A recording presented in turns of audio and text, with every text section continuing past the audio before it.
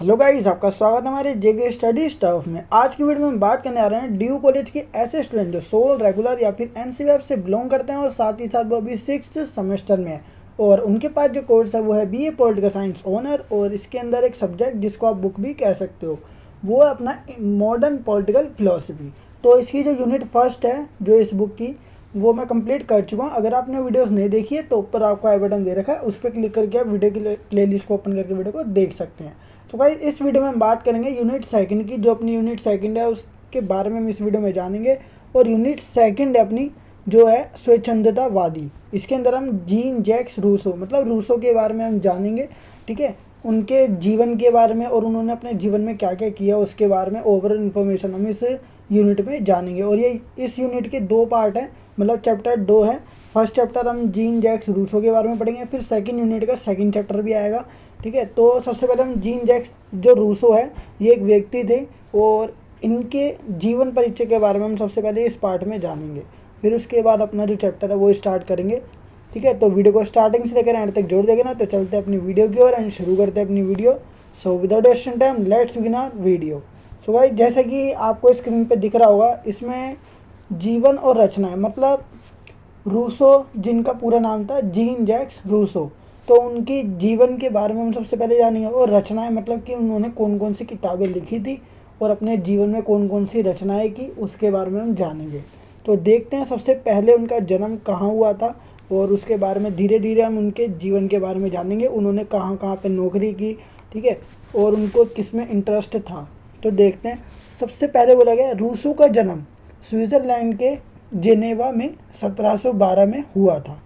ठीक है, तो जो रूसो है जिनका पूरा नाम था जीन जैक्स रूसो, तो इनका जन्म स्विट्ज़रलैंड के जेनेवा जो जो जगह थी वहाँ पे 1712 ईस्वी में हुआ था। और उनके पिता का नाम आइजक रूसो था। ठीक है, इनके जो पिता थे उनका नाम क्या था, आइजक रूसो। फिर बचपन में उसे मतलब इनकी बात कर रहे हैं रूसो की। ठीक है, बचपन में उन्हें अनेक मुश्किलों के दौर से गुजरना पड़ा था। बहुत सारी मुश्किलें इनको झेलनी पड़ी थी अपने बचपन में। और उनकी जो माता थी, ठीक है, उनकी माता उसके उनके जन्म के दौरान ही दुनिया से चल बसी थी। जैसे उनका जन्म हुआ था उसके दौरान ही उनकी जो माता थी वो वहाँ दुनिया से चल बसी। इसलिए उनके पालन पोषण का जो भार था, ठीक है, उनके पिता पर आ पड़ा। लेकिन उनके जो पिता थे वो काफ़ी चरित्रहीन और अनुत्तरदायी थे। मतलब वो उस बच्चे का पालन पोषण नहीं कर सकते थे और वो चरित्रहीन भी था। ठीक है, जो उनके पिता थे जिनका नाम था आइजक रूसो। अब इसके बाद बोला गया इस कारण इस जो रूसो है उनका पालन पोषण, ठीक है, लालन पालन ठीक ढंग से करना तो दूर, उल्टे उसके चरित्र को और दूषित कर दिया। देखो, जब उनकी माता जी की मृत्यु हो गई थी, ठीक है, तो उसके बाद उनके पिता ही बचे थे जो पालन पोषण या फिर उनकी देखभाल कर सकते थे। लेकिन उनके पिता भी क्या थे जिनका नाम था आइजक रूसो, वो बहुत ज़्यादा चरित्रहीन और अनुत्तरदायी, मतलब एक तरीके से हम कह सकते हैं उनका पालन पोषण वो नहीं कर सकते थे। ठीक है, इसलिए ना फिर क्या हुआ, उनका पालन पोषण जो रूसो थे उनका पालन पोषण सही से नहीं हो पाया। और दूसरी बात क्या निकल के आती है, बल्कि रूसो का जो चरित्र था वो और ज़्यादा क्या हो गया, दूषित हो गया। ठीक है, उनका चरित्र भी क्या हो गया, उनके पिता की वजह से उनके चरित्र को भी बहुत ज़्यादा दूषित होना पड़ा था। फिर समय गुजरने के साथ कुछ परिस्थिति वर्ष रूसो के पिता ने उसे इटली छोड़कर इटली में क्या ले ली, शरण ले ली। ठीक है, मतलब रूसो के जो पिता थे उन्होंने क्या करा, उसे छोड़ दिया। उसके बाद इटली में उन्होंने क्या ले ली, शरण ले ली। रूसो अब क्या हो गया था, अकेला पड़ गया था क्योंकि उनकी माता जी की डेथ हो चुकी। और दूसरी बात उनके जो पिता थे रूसो के पिता आइजक रूसो, वो भी कहाँ जा चुके हैं, अब इटली में। और वो भी उन्होंने इटली में जाकर क्या ले ली थी, शरण ले ली। अब रूसो क्या पड़ गए, अकेले। लेकिन इनके जो चाचा जी थे उन्होंने क्या करा, इसका उत्तरदायी या भरण पोषण जो था रूसो का वो अपने ऊपर ले लिया। तो देखो आगे बताया गया उसके भरण पोषण का उत्तरदायित्व या जिम्मेवारी उनके चाचा ने ले ली। कुछ दिन तक स्कूल की पढ़ाई करने के बाद, ठीक है, कुछ दिन तक ना रूसो ने क्या करी, स्कूल की पढ़ाई करी। उसके बाद उसमें मन ना लगने के कारण उसने क्या कर दिया, स्कूल छोड़ दिया। रूसो ने क्या करा, स्कूल छोड़ दिया और एक दफ्तर में नौकरी कर ली।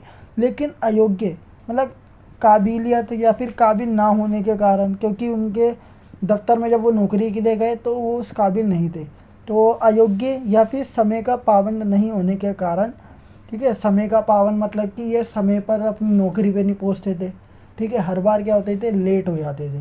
तो समय का पाबंद नहीं होने के कारण उसे, मतलब रूसो को नौकरी से हाथ धोना पड़ा। इसके बाद एक खुदाई का काम करने वाले के पास कुछ दिन तक इन्होंने क्या किया, काम किया। तो काफ़ी निर्दयी था एवं उसके साथ दुर्व्यवहार करता था, जिसका प्रभाव रूसों पर भी पड़ा और वह चोरी करने लगा और झूठ बोलने में माहिर हो गया। ठीक है, अंत में उसे ये नौकरी भी छोड़ दी। ठीक है, सबसे पहले वो एक दफ्तर में लगे थे, जब उन्होंने पढ़ाई छोड़ दी थी तो वो एक दफ्तर में गए, लेकिन दफ्तर में वो काम ढंग से नहीं कर पा रहे थे, क्योंकि वो इस काबिल नहीं थे कि वो इस काम को संभाल सके जो उनको दिया गया था। और दूसरी बात, वो हमेशा क्या करते थे, अपनी जॉब पर, जो उनका दफ्तर था वहाँ पे वो लेट पहुँचते थे। फिर जैसे उन्होंने वहाँ से नौकरी छोड़ी तो उसके बाद वो कहाँ लग गए थे, जो हमने देखा, खुदाई के काम में लग गए। खुदाई के काम करने के बाद वहाँ पे दुर्व्यवहार होता था, जिससे रूसों क्या हो गए थे, बहुत ज़्यादा बिगड़ गए, मतलब उनको चोरी करना सीख गए, और दूसरी बात झूठ बोलने में बहुत ज़्यादा माहिर हो गए थे। तो ये सब जाना, और उसके बाद उन्होंने खुदाई वाला काम भी क्या कर दिया, छोड़ दिया। इस प्रकार रूसों के व्यक्तिगत चरित्र में, जो उनका पर्सनल जो बिहेवियर था, उसमें नैतिकता नाम की कोई चीज़ ही नहीं रही थी। ठीक है, मतलब उनको मैनर्स नाम की कोई चीज़ ही नहीं थी उनमें। 16 वर्ष की अवस्था में, जब वो 16 साल के हुए, तो वे घर छोड़कर बाहर निकल गया और बिना किसी उद्देश्य के इधर उधर भटकते हुए आवारागर्दी करते रहे। ठीक है, उनके पास इस समय ना ही कोई जीवन की जीवनी थी, मतलब जीने का कोई, मतलब उनके पास जीने का कोई मकसद भी नहीं था, और ना ही भविष्य के लिए कोई लक्ष्य था कि मुझे बड़ा होकर ये करना है, ऐसा कुछ नहीं सोच सकता। वो किसी प्रकार के उद्देश्य भी नहीं थे उनके मन में। ठीक है, इसका मतलब कि वह पूरे तरह वर्तमान में जीता था, मतलब वो आगे की नहीं सोचता था और भविष्य की नहीं सोचते थे, और पास्ट में जो हुआ उसके बारे में भी नहीं सोचते थे, वो प्रेजेंट में जीते थे। ठीक है, वो आगे की भी नहीं सोचते थे और ना पास्ट के बारे में याद करते थे। उसे ना तो भूत के लिए कुछ अफसोस था कि जो उन्होंने पास्ट में किया है, और ना ही भविष्य के लिए कोई चिंता थी। ठीक है, इसके बाद बोला गया है, इस बीच उसे अनेक प्रकार के अनुभव प्राप्त हुए, बहुत ज़्यादा एक्सपीरियंस भी हुआ, जैसे कि भीख मांगना, ठीक है, झूठा भाषण देना, चोरी करना आदि। तो इस तरह का उनको एक्सपीरियंस होता गया। इन समय में रूसों के बहुत सहायक भी मिले, ठीक है, उनको हेल्प करने वाले भी मिले, जिसमें अधिकांश महिलाएं थी जिन्होंने उसकी काफ़ी सहायता की, और यही स्थिति करीब 1742 तक रही। ठीक है, फिर इसके बाद बोला गया 1742 तक तो ये स्थिति रही, महिलाओं ने इनकी बहुत ज़्यादा हेल्प करी। फिर 1742 के बाद रूसों ने अपनी भविष्य की जीवन का मार्ग प्रशस्त करने के लिए अपने को लगा लिया। मतलब 1742 तक ना महिलाओं ने उनकी हेल्प भी करी, और वो बहुत ज़्यादा बिगड़े हुए भी थे। लेकिन उसके बाद के बाद जब 1742 में उन्होंने क्या करा, ठान लिया कि अब वो अपने भविष्य के जीवन का क्या करेंगे, मार्ग प्रशस्त करेंगे, तय करेंगे, वो भी अपने लिए। फिर 1742 में धन कमाने की इच्छा से वो पेरिस चले गए। ठीक है, पेरिस गए, जो उस समय यूरोप का प्रमुख सांस्कृतिक केंद्र भी था।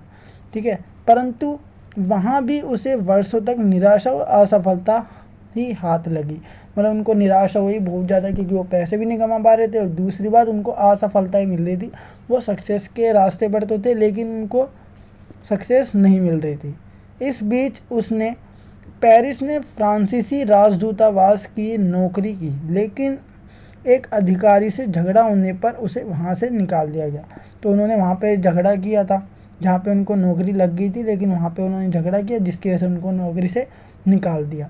फिर 1750, मतलब थोड़े समय के बाद 1750 में उसके जीवन में एक मोड़ आया, जिसने रातों रात उसे एक महान व्यक्ति बना दिया। अब वो क्या था, देखो, डिजोन की एकेडमी ने एक लेख प्रतियोगिता रखी, जिसका विषय था, क्या विज्ञान और कलाओं की प्रगति मनुष्य के नैतिक पतन है या उत्थान है। ठीक है, मनुष्य के मैनर को क्या कर देती है, ख़त्म कर देती है, या उसको विकसित करती है। ठीक है, ये बताया गया। तो देखो, रूसों ने इस प्रतियोगिता में भाग लेकर ना केवल इनाम प्राप्त किया, रूसों ने क्या करा, इस कंपटीशन में भाग लिया, उसके बाद क्या हुआ, उनको ये कंपटीशन वो जीत गए थे और उनको इनाम भी मिला, बल्कि साहित्य जगत में उसने सनसनी फैला दी। बहुत ज़्यादा लोग क्या हो गए, इसके बाद रूसों को जानने लगे। 4 साल के बाद उसने अपनी इस विचारधारा को दूसरी प्रसिद्ध कृति मतलब जो किताब थी विषमता की उत्पत्ति और आधार पर वार्ता, ठीक है, इसके रूप में क्या किया, विकसित किया, इसको फैला दिया। फिर इसके बाद बोला गया अब राजनीतिक और सामाजिक विषय उसके समस्त चिंतन का आधार बने। बहुत सारे लोग क्या हो गए, इनको इसी वजह से जानने लगे।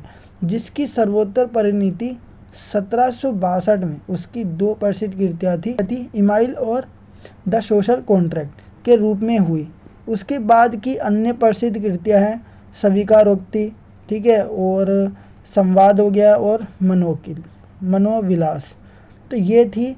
और इसके बाद अपना ये वाला जो टॉपिक है जीवन और रचनाएं, ये वाला ख़त्म होता है। इसके बाद अपने जो नेक्स्ट पार्ट होगा उसमें हम और इन्फॉर्मेशन जानेंगे कि रूसो ने अपने जीवन में क्या क्या किया था, उसके बाद जीवन में सफलता प्राप्त करने के बाद समाज में क्या चेंजेस हुए, ठीक है, राजनीति में क्या चेंजेस हुए, उसके बारे में हम जानेंगे।